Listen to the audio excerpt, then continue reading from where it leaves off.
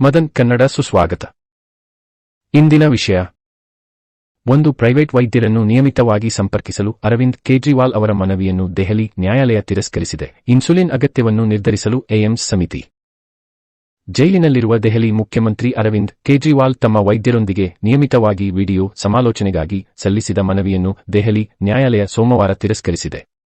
AIIMS ಸಮಿತಿಯು ಕೇಜ್ರಿವಾಲ್ಗೆ insulin ಅವಶ್ಯಕತೆಗಳನ್ನು ನಿರ್ಧರಿಸುತ್ತದೆ. ಆಮ್ ಆದ್ಮಿ ಪಕ್ಷದ ಮುಖ್ಯಸ್ಥರು ಜಾರಿ ನಿರ್ದೇಶನಾಲಯದಿಂದ ಅಕ್ರಮ ಹಣ ವರ್ಗಾವಣೆ ತನಿಖೆಗೆ ಸಂಬಂಧಿಸಿದಂತೆ ನ್ಯಾಯಾಂಗ ಬಂಧನಕ್ಕೆ ಕಳುಹಿಸಲ್ಪಟ್ಟ ನಂತರ ಪ್ರಸ್ತುತ ತಿಹಾರ್ ಜೈಲಿನಲ್ಲಿದ್ದಾರೆ. ದೆಹಲಿ ಮದ್ಯ ನೀತಿ ಹಗರಣದ ಹಿಂದೆ ಕೇಜ್ರಿವಾಲ್ ಪ್ರಮುಖ ಸಂಚುಕೋರ ಎಂದು ಇಡಿ ಆರೋಪಿಸಿದೆ. 2 American Idol recap: Gene Simmons top 14 ಸ್ಪರ್ಧಿಗಳು ತಮ್ಮ ದಾಪುಗಾಲು ಹಾಕಲು ಸಹಾಯ ಮಾಡುತ್ತಾರೆ. 2 ಮನೆಗೆ ಹೋಗು.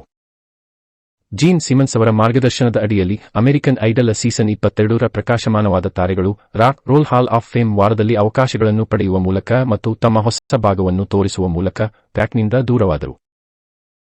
ಟಾಪ್ 14 ಸ್ಪರ್ಧಿಗಳು ಅದನ್ನು ತರಲು ಕರೆಯನ್ನು ಕೇಳಿದರು ಮತ್ತು ಇನ್ನೂ ಆಟದಲ್ಲಿ ಇರುವ ಪ್ರತಿಯೊಬ್ಬರೂ ಹುಚ್ಚುಚ್ಚಾಗಿ ಪ್ರತಿಭಾವಂತರು ಎಂಬುದರಲ್ಲಿ ಸಂದೇಹವಿಲ್ಲ. ಆದರೆ ಟ್ರಿಸ್ಟನ್ ಹಾರ್ಪರ್ ಮತ್ತು ಜೂಲಿಯಾ ಗಾಗ್ನಾನ್ ಸೇರಿದಂತೆ ಕೆಲವು ಐಡಲ್ ಭರವಸೆಗಳು ಹೆಚ್ಚುವರಿ ಮೈಲಿಯನ್ನು ಹೋದವು. ಅವರು ಬುದ್ಧಿವಂತಿಕೆಯಿಂದ ವೀಕ್ಷಕರಿಗೆ ತೋರಿಸಿದರು ಮತ್ತು ತೀರ್ಪುಗಾರರಾದ ಕೇಟಿ ಪೆರ್ರಿ, ಲ್ಯೂಕ್ ಬ್ರಿಯಾನ್ ಮತ್ತು ಲಿಯೋನೆಲ್ ರಿಚಿ ತಮ್ಮ ದೈಹಿಕ ನೋಟಗಳೊಂದಿಗೆ ತಮ್ಮ ಆರಾಮ ವಲಯದಿಂದ ಹೊರಬರುವ ಮೂಲಕ ಜೀವಿತಾವಧಿಯಲ್ಲಿ ಒಮ್ಮೆ ಇನ್ ಲೈಫ್ ಟೈಮ್ ಅವಕಾಶದಲ್ಲಿ ಬೆಳೆಯುವ ಅವರ ಸಮರ್ಪಣೆಯನ್ನು ತೋರಿಸಿದರು. ಅಮೆರಿಕನ್ ಐಡಲ್ಸ್ 2024 ಟಾಪ್ 12ರಲ್ಲಿ ಯಾರಿದ್ದಾರೆ?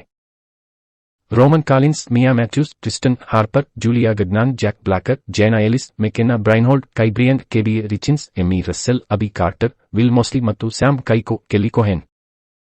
3 ಡೊನಾಲ್ಡ್ ಟ್ರಂಪ್ ಅವರ ವಿನಾಯಿತಿ ಪ್ರಕರಣವನ್ನು ಸುಪ್ರೀಂ ಕೋರ್ಟ್ ನಿರ್ಧರಿಸುತ್ತದೆ. ವಾದಗಳು ಇಲ್ಲಿವೆ.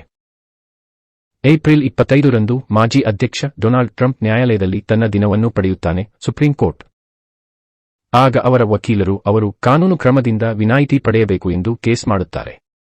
ವಿಶೇಷ ಸಲಹೆಗಾರ ಜಾಕ್ ಸ್ಮಿತ್ ಅವರನ್ನು ವಿಚಾರಣೆಗೆ ಒಳಪಡಿಸಲು ಸಾಧ್ಯವಿಲ್ಲ ಎಂದು ಟ್ರಂಪ್ ವಾದಿಸುತ್ತಿದ್ದಾರೆ, ಏಕೆಂದರೆ ಅಧ್ಯಕ್ಷರು ಕಾನೂನು ಕ್ರಮದಿಂದ ರಕ್ಷಿಸಲ್ಪಟ್ಟಿದ್ದಾರೆ.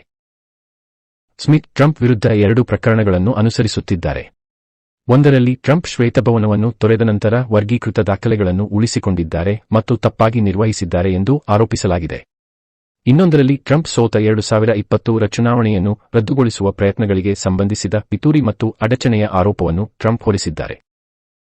ಟ್ರಂಪ್ ಅವರನ್ನು ಕಾನೂನು ಕ್ರಮದಿಂದ ಪ್ರತಿರಕ್ಷಿಸುವುದರಿಂದ ಮೂಲಭೂತವಾಗಿ ಅವರನ್ನು ಕಾನೂನಿಗಿಂತ ಮೇಲಿರಿಸುತ್ತದೆ ಮತ್ತು ನಿರ್ಭಯದಿಂದ ವರ್ತಿಸಲು ಸಾಧ್ಯವಾಗುತ್ತದೆ ಎಂದು ಸ್ಮಿತ್ ಪ್ರತಿವಾದಿಸಿದ್ದಾರೆ. ನ್ಯಾಯಮೂರ್ತಿಗಳಿಗೆ ತಮ್ಮ ಮಾರ್ಚ್ 19ರ ಲಿಖಿತ ಸಂಕ್ಷಿಪ್ತವಾಗಿ ಟ್ರಂಪ್ ಅವರ ವಕೀಲರು ಅಧ್ಯಕ್ಷರು ಕಾರ್ಯನಿರ್ವಹಿಸಲು ಸಾಧ್ಯವಿಲ್ಲ ಮತ್ತು ಅಧ್ಯಕ್ಷರು ಅಧಿಕಾರವನ್ನು ತೊರೆದ ನಂತರ ಅಧಿಕೃತ ಕೃತ್ಯಗಳಿಗಾಗಿ ಕ್ರಿಮಿನಲ್ ಮೊಕದ್ದಮೆಯನ್ನು ಎದುರಿಸಿದರೆ ಅಧ್ಯಕ್ಷರು ಸ್ವತಃ ತನ್ನ ಪ್ರಮುಖ ಸ್ವಾತಂತ್ರ್ಯವನ್ನು ಉಳಿಸಿಕೊಳ್ಳಲು ಸಾಧ್ಯವಿಲ್ಲ.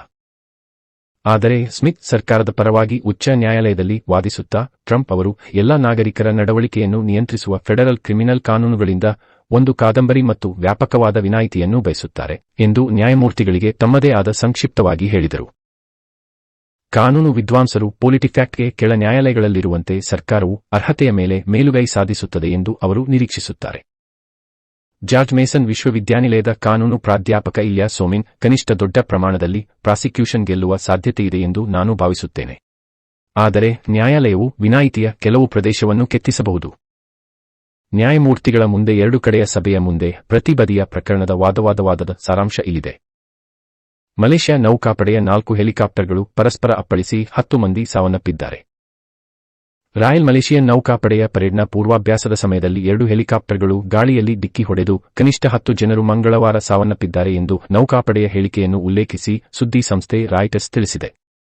ಅಧಿಕೃತ ಹೇಳಿಕೆಯ ಪ್ರಕಾರ ಪಶ್ಚಿಮ ರಾಜ್ಯ ಪೆರಾಕ್ನ ಲುಮುಟ್ ನೌಕಾ ನೆಲೆಯಲ್ಲಿ ಬೆಳಿಗ್ಗೆ 9:32ಕ್ಕೆ ಸ್ಥಳೀಯ ಕಾಲಮಾನ ಸಂಭವಿಸಿದ ಅಪಘಾತದಲ್ಲಿ ಭಾಗಿಯಾಗಿದ್ದ ವಿಮಾನದಲ್ಲಿದ್ದ ಎಲ್ಲಾ 10 ಸಿಬ್ಬಂದಿಗಳು ಸಾವನ್ನಪ್ಪಿದ್ದಾರೆ. ಎಲ್ಲಾ ಬಲಿಪಶುಗಳು ಘಟನಾ ಸ್ಥಳದಲ್ಲಿ ಸಾವನ್ನಪ್ಪಿದ್ದಾರೆ ಎಂದು ದೃಢಪಡಿಸಲಾಗಿದೆ ಮತ್ತು ಗುರುತುಗಾಗಿ ಲುಮುಟ್ ಸೇನಾ ಮೂಲ ಆಸ್ಪತ್ರೆಗೆ ಕಳುಹಿಸಲಾಗಿದೆ ಎಂದು ರಾಯಲ್ ಮಲೇಷಿಯನ್ ನೇವಿಯನ್ನು ಉಲ್ಲೇಖಿಸಿ ರಾಯ್ಟರ್ಸ್ ವರದಿ ಮಾಡಿದೆ. ರಾಯಲ್ ಮಲೇಷಿಯನ್ ನೌಕಾಪಡೆಯ ಪರೇಡ್ನ ಪೂರ್ವಾಭ್ಯಾಸದ ಸಮಯದಲ್ಲಿ 2 ಹೆಲಿಕಾಪ್ಟರ್ಗಳು ಗಾಳಿಯಲ್ಲಿ ಡಿಕ್ಕಿ ಹೊಡೆದು ಕನಿಷ್ಠ 10 ಜನರು ಮಂಗಳವಾರ ಸಾವನ್ನಪ್ಪಿದ್ದಾರೆ ಎಂದು ನೌಕಾಪಡೆಯ ಹೇಳಿಕೆಯನ್ನು ಉಲ್ಲೇಖಿಸಿ ಸುದ್ದಿ ಸಂಸ್ಥೆ ರಾಯ್ಟರ್ಸ್ ತಿಳಿಸಿದೆ. ಅಧಿಕೃತ ಹೇಳಿಕೆಯ ಪ್ರಕಾರ ಪಶ್ಚಿಮ ರಾಜ್ಯ ಪೆರಾಕ್ನ ಲುಮುಟ್ ನೌಕಾ ನೆಲೆಯಲ್ಲಿ ಬೆಳಿಗ್ಗೆ 9:32ಕ್ಕೆ ಸ್ಥಳೀಯ ಕಾಲಮಾನ ಸಂಭವಿಸಿದ ಅಪಘಾತದಲ್ಲಿ ಭಾಗಿಯಾಗಿದ್ದ ವಿಮಾನದಲ್ಲಿದ್ದ ಎಲ್ಲಾ 10 ಸಿಬ್ಬಂದಿಗಳು ಸಾವನ್ನಪ್ಪಿದ್ದಾರೆ. ಎಲ್ಲಾ ಬಲಿಪಶುಗಳು ಘಟನಾ ಸ್ಥಳದಲ್ಲಿ ಸಾವನ್ನಪ್ಪಿದ್ದಾರೆ ಎಂದು ದೃಢಪಡಿಸಲಾಗಿದೆ ಮತ್ತು ಗುರುತುಗಾಗಿ ಲುಮುಟ್ ಸೇನಾ ಮೂಲ ಆಸ್ಪತ್ರೆಗೆ ಕಳುಹಿಸಲಾಗಿದೆ ಎಂದು ರಾಯಲ್ ಮಲೇಷಿಯನ್ ನೇವಿಯನ್ನು ಉಲ್ಲೇಖಿಸಿ ರಾಯ್ಟರ್ಸ್ ವರದಿ ಮಾಡಿದೆ. 5 ಇರಾನ್ ಬೆಂಬಲಿತ ಹೆಜ್ಬೊಲ್ಲಾ ಲೆಬನಾನ್ನಲ್ಲಿ ಇಸ್ರೇಲ್ನ ಹರ್ಮ್ಸ್ 450 ಡ್ರೋನ್ ಅನ್ನು ಮೇಲ್ಮೈಯಿಂದ ಗಾಳಿಗೆ ಕ್ಷಿಪಣಿಗಳೊಂದಿಗೆ ಹೊಡೆದುರುಳಿಸಿತು.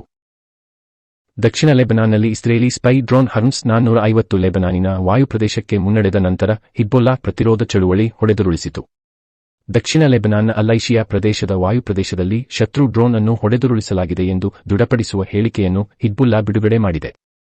ಗಂಟೆಗಳ ನಂತರ ಇಸ್ರೇಲಿ ರಕ್ಷಣಾ ಪಡೆಗಳು ಲೆಬನಾನ್ ಆಕಾಶದಲ್ಲಿ ಕಾರ್ಯನಿರ್ವಹಿಸುತ್ತಿರುವ ಅದರ ಹರ್ಮ್ಸ್ 450 ಡ್ರೋನ್ ಅನ್ನು ಮೇಲ್ಮೈಯಿಂದ ಗಾಳಿಗೆ ಕ್ಷಿಪಣಿಯಿಂದ ಹೊಡೆದಿದೆ ಎಂದು ದೃಢಪಡಿಸಿತು. ಇರಾನ್ ಬೆಂಬಲಿತ ಹೆಜ್ಬೊಲ್ಲಾ ಲೆಬನಾನ್ನಲ್ಲಿ ಇಸ್ರೇಲ್ನ ಹರ್ಮ್ಸ್ 450 ಡ್ರೋನ್ ಅನ್ನು ಮೇಲ್ಮೈಯಿಂದ ಗಾಳಿಗೆ ಕ್ಷಿಪಣಿಗಳೊಂದಿಗೆ ಹೊಡೆದುರುಳಿಸಿತು. ಈ ವಿಷಯ ನಿಮಗೆ ಇಷ್ಟವಾಗಿದೆಯಾ? ದಯವಿಟ್ಟು ಹಂಚಿಕೊಳ್ಳಿ ಮತ್ತು ಅಭಿಪ್ರಾಯ ತಿಳಿಸಿ. ನೋಡುವುದಕ್ಕೆ ಧನ್ಯವಾದಗಳು. ದಯವಿಟ್ಟು ನಮ್ಮ ಸೇನೆಗೆ ಗುಂಪು ಸೇರುವ